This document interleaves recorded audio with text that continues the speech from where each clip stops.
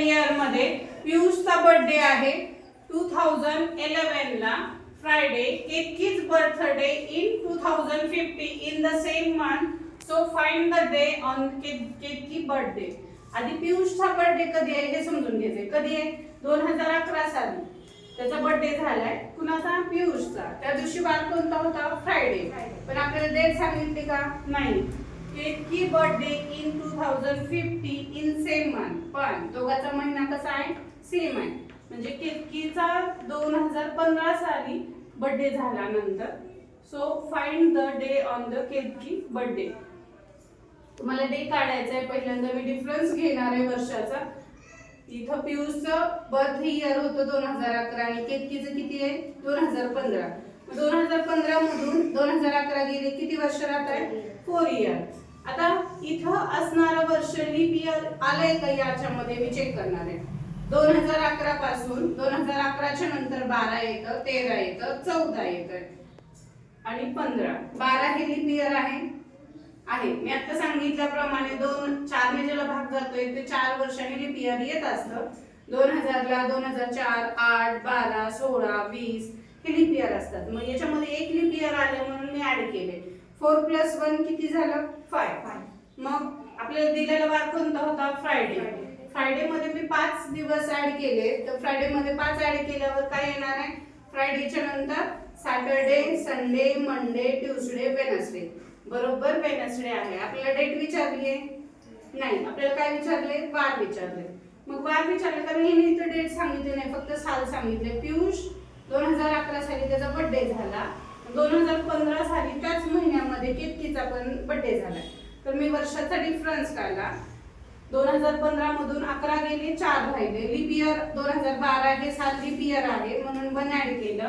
4 + 1 5. Friday मध्ये 5 add केले तर आपला आन्सर येणार आहे वेडनेसडे. बरोबर? कळालंय हा क्वेश्चन?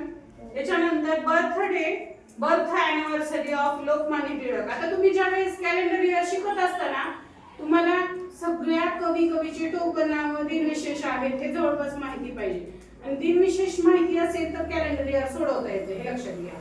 आता तुम्हाला birth anniversary of Lokmanya Tilak यांची बर्थ अॅनिव्हर्सरी माहिती आहे का? डेट माहिती नसेल तर तोचा अभ्यास आधी आपण करावा लागतो. सगळे डेट आहेत ना, ते दिनविशेष आहे ते शिकायला पाहिजे. Birth anniversary of Lokmanya Tilak 2021 ला किती आहे? त्या दिवशी संडे आहे. On which day independence day. आता सगळ्यांना माहिती असलं पाहिजे की 1 ऑगस्टला लोकमान्य टिळकांची बर्थ अॅनिव्हर्सरी असते. ओके, काय असते? 1 ऑगस्टला लोकमान्य टिळकांची बर्थ अॅनिव्हर्सरी असते. आणि आपला इंडिपेंडन्स डे कधी येतो? ऑगस्ट महिन्यामध्येच असतं. 15 ऑगस्टला इंडिपेंडन्स डे. आणि 26 जानेवारी जो असतो तो रिपब्लिक डे असतो. काय? 26 जानेवारी म्हणजे रिपब्लिक डे. तर मी इथं बर्थ अॅनिव्हर्सरी 1 ऑगस्ट 2021 ला संडे आहे. तर 15 ऑगस्टला वार कोणता आहे हे काढण्यासाठी मी काय कॅल्क्युलेशन केलंय? महिना सेमच आहे ना, दिवसाचा फरक आहे. 1 ऑगस्ट मध्ये मी 7 दिवस ऍड केले, 8 आले. 8 मध्ये 7 दिवस ऍड केले, 15 ऑगस्ट आले. मग 15 ऑगस्टच काढायचे, भेटलंय. मग मी आता सांगितल्याप्रमाणे आठवड्याने तोच वार आहे तो सेम येत असतो. तर संडे संडे संडे. आता इयरचा डिफरन्स इथे किती वर्षाचा आहे? 1चा आहे. बरोबर? इयरचा डिफरन्स 1 वर्षाचा आहे.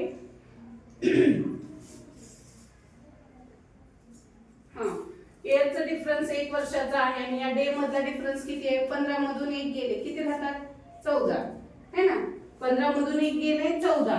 मग इथे 15 ला मी 2 न डिवाइड केलेलं आहे, सॉरी 7 ने डिवाइड करावं लागेल. कितीने? 7 ने. 7 2 जा 14. 2 क्वेश्चन आले आणि रिमाइंडर किती येतं? 1. जेवढं रिमाइंडर आपल्याला येत असतं तर रिमाइंडर त्याच्यामध्ये ऍड करायचं आहे. मग संडे दिवस होता आपला है ना. संडे मध्ये मी 1 ऍड केलं तर काय येणार आहे? मंडे. इथं लक्ष द्या, आपण क्वेश्चन मध्ये आपल्याला क्वेश्चन समजला पाहिजे. 1 ऑगस्ट, 8 ऑगस्ट, 15 ऑगस्टला सेमच दिवस आहे.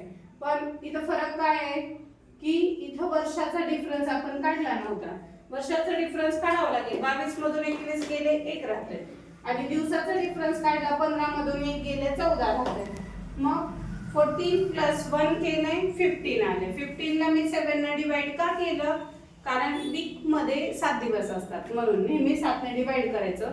क्वेश्चन आलेला असतो तो घ्यायचा नाहीये, जे रिमाइंडर राहतं ना ते घ्यायचंय. मग 15 ला 7 ने डिवाइड केले, 7 2 जा 14, 1 रिमाइंडर राहिलं. संडे मध्ये पण ऍड केलं तर आपला दिवस त्या दिवशी कोणता येईल? 15 ऑगस्ट दिवशी मंडे. काय येणार आहे? मंडे. कळाले? आता next question. Leap year start from Tuesday on which year Christmas is on Sunday next year. आता लीप इयरची सुरुवात आहे ती ट्यूसडे पासून झालेली आहे. तर आपल्याला क्रिसमस म्हणजे नाताळ. क्रिसमस कधी असते हे पण माहिती पाहिजे. 25 डिसेंबर ला क्रिसमस असतं. 26 डिसेंबरला मी तुम्हाला मराठी महिने, मराठी सण, कॅलेंडर इयर मध्ये कशा पद्धतीने काउंटिंग केली जाते, आपले मराठी महिने कोणते आहेत, इंग्लिश महिने कोणते आहेत, कोणत्या महिन्यात कोणते सण येतात हे दिलेलं आहे. मग दत्त जयंतीचा जर वार 26 डिसेंबरचा असतो, 25 डिसेंबर नाताळ क्रिसमसचा असतं. तर लीप इयरची सुरुवात आहे ट्यूसडे पासून होत असेल तर क्रिसमस म्हणजे 25 डिसेंबरचा वार काढायचा आहे तुम्हाला. वर्षाची सुरुवात ट्यूसडे पासून येते. ओरली आन्सर येते, एवढं हार्ड नाहीये. तर संडे आहे त्या दिवशी. ऑन विच इयर क्रिसमस कोणत्या रविवारी येईल हे काढायचंय. तर 2010, 2011, 2012, 2013 अशी वर्ष आहेत. इथे लीप वर्षापासून जर स्टार्ट झालेला असेल तर मी काय घेणार आहे? लीप वर्ष घेणार आहे. 1 जानेवारी 2008 ला ट्यूसडे आहे. आता इथे सगळे पुढचे वर्ष असेल तर मी इथे कसं घेणार आहे? आधी मागचं वर्ष घेणार ना. तर 2012 इथे लीप इयर दिलेलं आहे. मग त्याच्या मागचं वर्ष कोणतं आहे? 2008 लीप इयर. म्हणून मी तर 2008 घेतलंय. 1 जानेवारीला जर ट्यूसडे असेल तर तुम्हाला 25 डिसेंबरला वार कोणता आहे तो काढायचा आहे. मग हे काढत असताना आपण काय करतो? 7चा डिफरन्स येतो. 1 जानेवारीला जर ट्यूसडे असेल तर जानेवारीच्या मागे काय येतं? 31 डिसेंबर. 31, 30, 29, 28, 27 आणि 26 बरोबर. मग 7 दिवस मायनस केले की बरोबर 25 तारखेला हा दिवस येतो, ट्यूसडे येतो. मग मला कधीच काढायचं? On which year Christmas is on a Sunday. Christmas संडेला कधी येणार आहे? कोणत्या साली, किती साली येणार आहे? मग हे काढण्यासाठी मी काय केलं? हिशोब केला. 2008 साली तर ट्यूसडे आलेला आहे, मग इथे येणार नाही. 2009 साली 1 ना ऍड होतंय क्रिसमसच्या दिवशी. मग इथं 25 डिसेंबरला ट्यूसडे आलाय. 2009 ला वेनसडे येणार. 2010 ला थर्सडे येणार आहे.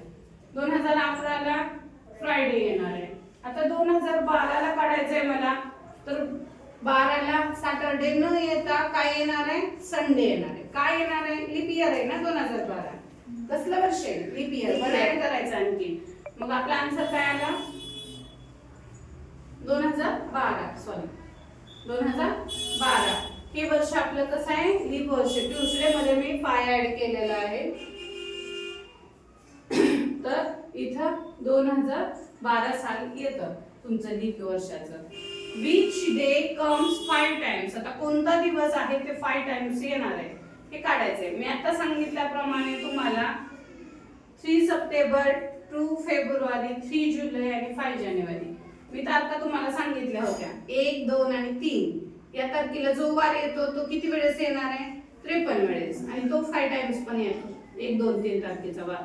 मग इथं 2 तारीख आहे पण कोणत्या महिन्यातली आहे? फेब्रुवारी आहे 2 तारीख. मग फेब्रुवारी महिन्यामध्ये लीप इयर असतं का? कधी 29 दिवस असेल तरच लीप इयर असतात. फेब्रुवारी, 3 जुलै, 5 जानेवारी. आता 5 जानेवारी ऑलरेडी पुढे गेलेली तारीख आहे. 4, 5, 6चा 5 टाइम येणार नाही. तर ते 1, 2, 3 तारखेचा 5 टाइम्स येणार आहे म्हणजे वार महिन्यातून. मग इथं 2 तारीख आले तुम्हाला वाटेल हे का घेतलं नाही? कारण इथे लीप इयर आहे असं उल्लेख केला नाही.